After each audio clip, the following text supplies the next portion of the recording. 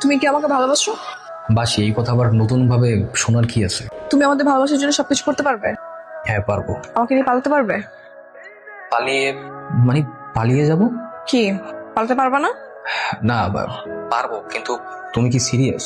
হ্যাঁ আমি সিরিয়াস। দেখো আমি না খুব ভালো করে বুঝে গেছি তোমার আমার রিলেশন আমার বাবা কখনোই মেনে নিবে না।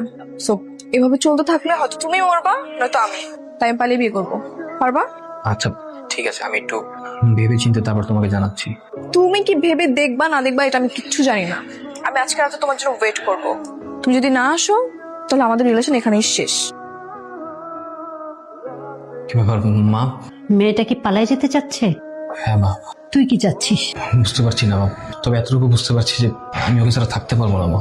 তুই যদি সত্যি ওকে ভালোবাসিস তাহলে যা পালায়। রোদেলার সাথে আমার কথা হয়েছে, ও আজকে রাতেই ওর ব্যাগপত্র গুছিয়ে বাসা থেকে পালাবে। আর তুই রাত ঠিক 10টার সময় গাড়ি নিয়ে ওর বাসার পিছনে কেটে দাঁড়াবি, ও ব্যালকনি থেকে নামবে। আর ঠিক সেই সময় দারুণকে সরানোর দায়িত্ব তোর। 5 মিনিটের জন্য হলেও দারুণকে গেট থেকে সরাবি। আর স্বাধীন, তুই শিওর তো তোর মদন মামা সবকিছু ম্যানেজ করতে পারবে? 100% শিওর। তার ওইখানে গেলে কোনো প্রবলেম হবে না? তুই কোনো টেনশন করিস না, আমার এখানে আমরা সেফ থাকবো।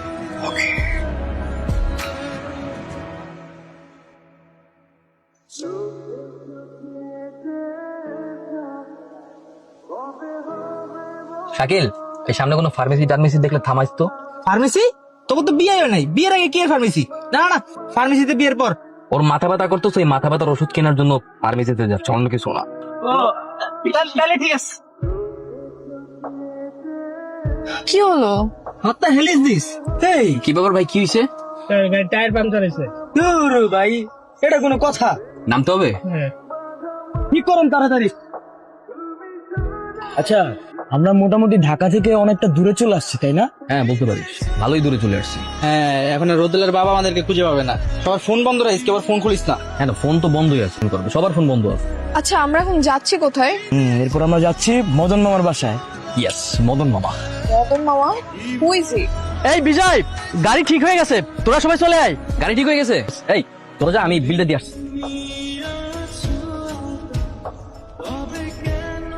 স্যার কি আমাদের ডেকেছেন? আমার মেয়ে কোথায়?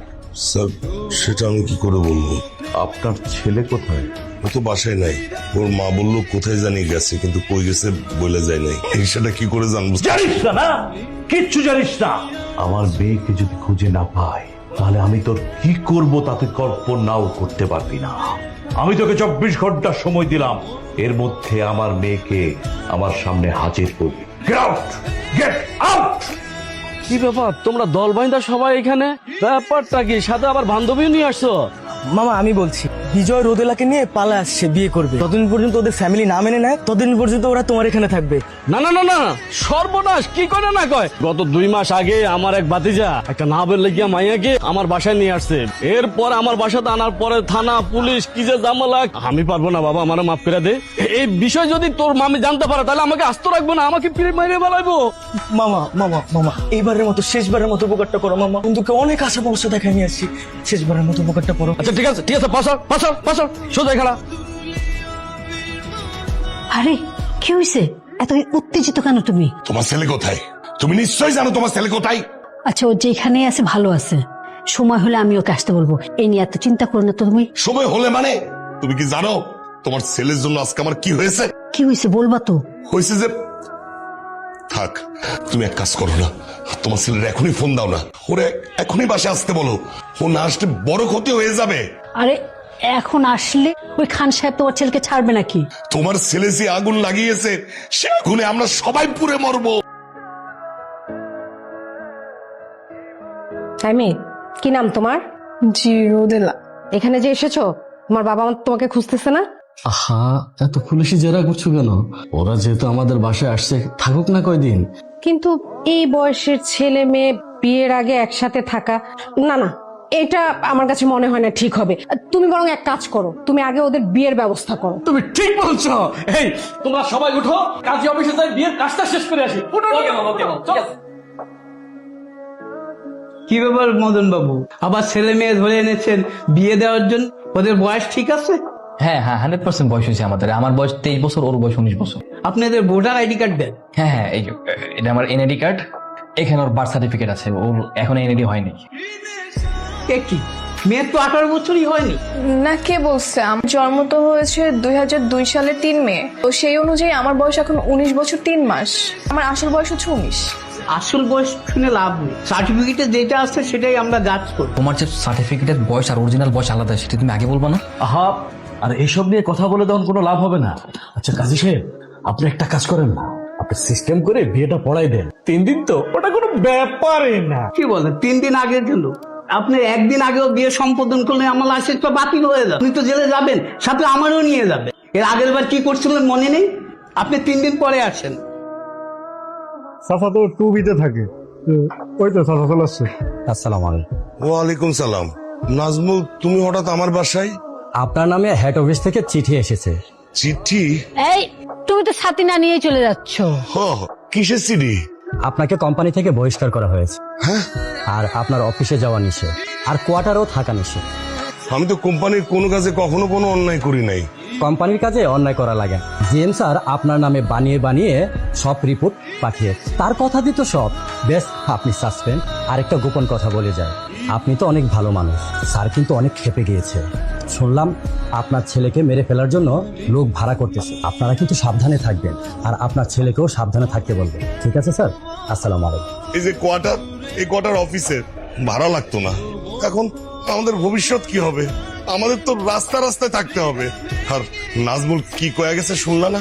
তোমার ছেলেরে মারার জন্য লোক ভাড়া করছে। পারবা তো? ছেলের কোনো ক্ষতি হলে সহ্য করতে পারবা তো?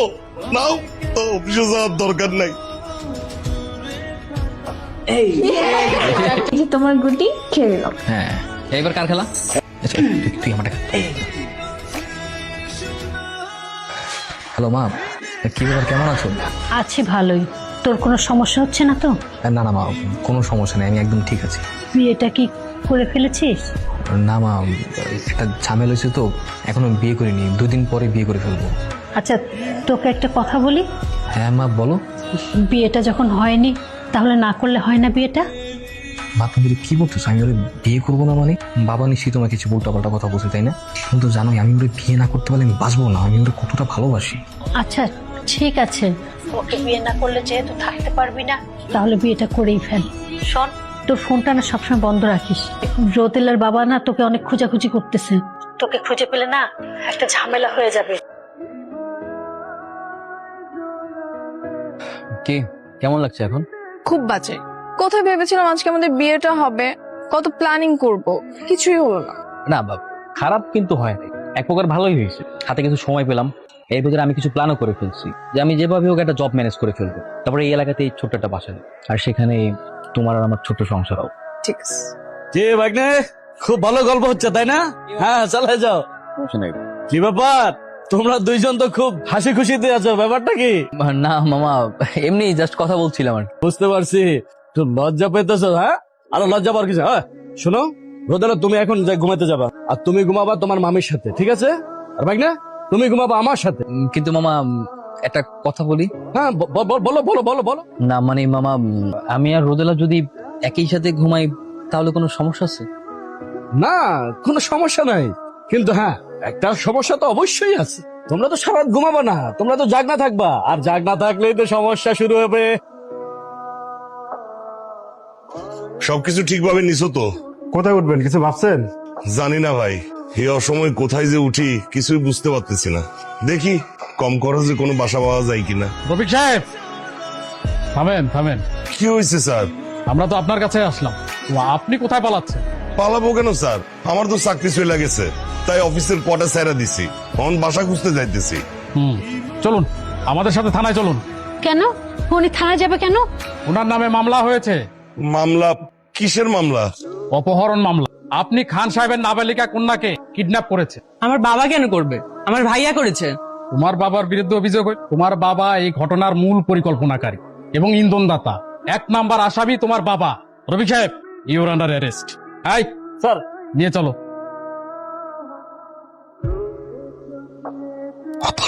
এই রোদু, রোদু রোদু,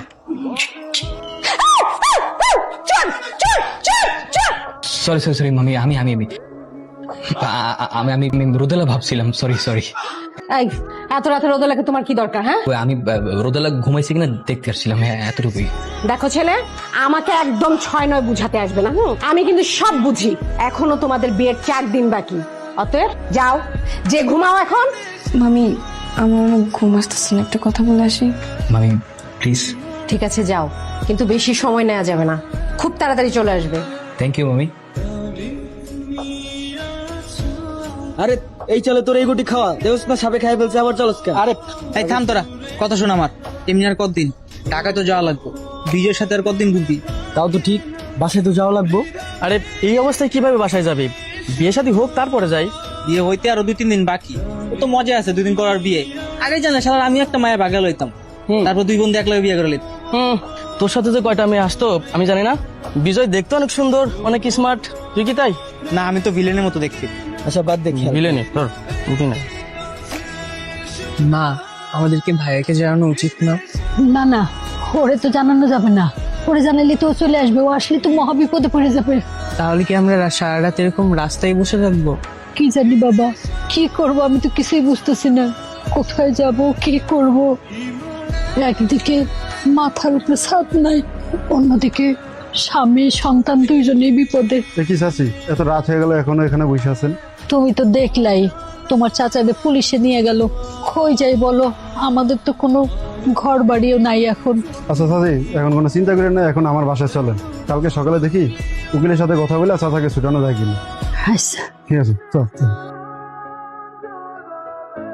আর মাত্র একদিন পরেই কাজে ফিসে আমাদের বিয়ে, এরপরে আমাদের সংসার হবে। আর এই একটা দিনই যেন কাটছে না। আমার নাম সুপারম্যান হতে ইচ্ছা করছে সুপারম্যানের মতো স্পিডে ঘুরবো আর পৃথিবীর ঘূর্ণন স্পিড কমিয়ে দিব, যাতে চোখের পলকে একদিন পার হয়ে যায়। কিরে, ওই মামি কি বাইরে থেকে বাসায় আসছে? এই বিজয়, মাহিন ঢাকায় পৌঁছে গেছে, কল দিছে, ধর কথা বল। মাইন কল দিছে? হ্যালো, হ্যাঁ হ্যালো বন্ধু, কি খবর রে? শোন, ঢাকায় তো আসছি, তুই তো বলছিলি আঙ্কেল আন্টির খোঁজ নিতে, তো তোদের বাসায় গেছিলাম, আঙ্কেল আন্টির তো বাসায় দেখলাম না। বাসায় নাই না? তাইলে হয়তো কোথাও গেছে। আচ্ছা দোস্ত, তুই কালকে একটু আরেকবার বাসায় গিয়ে খোঁজ দিয়ে আমার জানাইস তো। আচ্ছা ঠিক আছে, আমি কালকে খোঁজ নিয়ে তোরা জানাইতেছি। আচ্ছা ঠিক আছে। ঠিক আছে। দেখ না, খুশি তো এবার? বিয়ে তো অবশেষে হয়েই গেল। হ্যাঁ বাবা, আসলে আপনাকে সত্যি অনেক থ্যাঙ্কস। মামি এখন আর ডিস্টার্ব করবে, যখন মন চায় তখন দেখা করতে পারবো। এই মাহিন ফোন দিছে। হ্যাঁ মাহিন। কি রে বেটা, কি হয়েছে? বুক কালা করেছিস কেন? আরে কি হয়েছে বলবি তো? তোর বাবার বেঁচে নেই।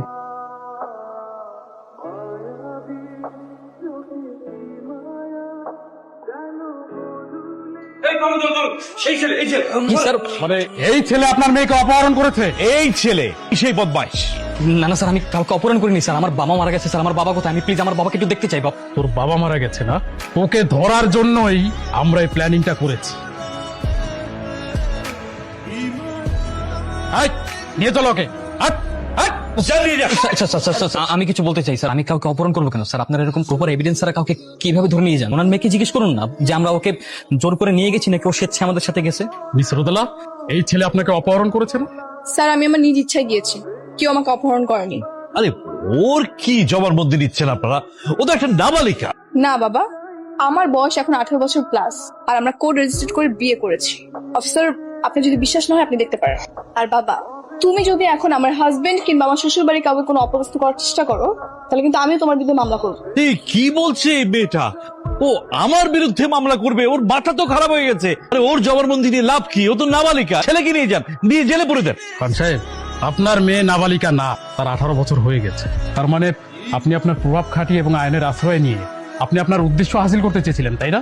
আপনি আমাদের সাথে মিথ্যে কথা বলেছেন। আপনি আপনার মেয়ের জন্য একজন নিরীহ বাবাকে চাকরিচ্যুত করেছেন, পুরো পরিবারকে আপনি ঘর ছাড়া করেছেন, এবং এই ছেলেটার বাবাকে আপনি জেল খাটিয়েছেন।